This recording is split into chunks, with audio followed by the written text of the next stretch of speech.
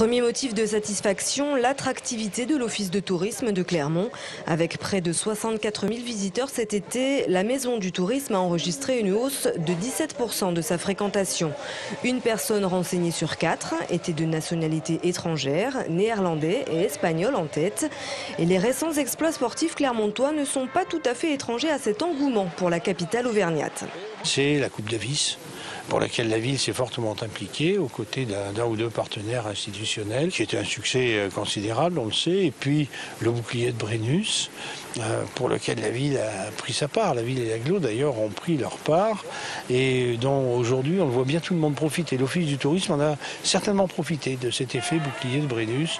La bonne attractivité touristique de Clermont-Ferrand semble refléter un engouement croissant pour la région Auvergne. L'Office de tourisme de la ville de Vichy a lui aussi vu sa fréquentation augmenter de 17% cet été. De quoi donner des idées pour l'avenir. Peut-être conviendrait-il que, par exemple, avec Vichy, dont on voit que l'attractivité est très grande aussi, nous mettions des choses en commun, nous fassions des choses en commun. Je crois qu'on est en train de commencer à y réfléchir un petit peu. Cela préfigure une grande métropole auvergnate dont la France a besoin au milieu de l'Auvergne et dont les Auvergnats ont grand besoin aussi.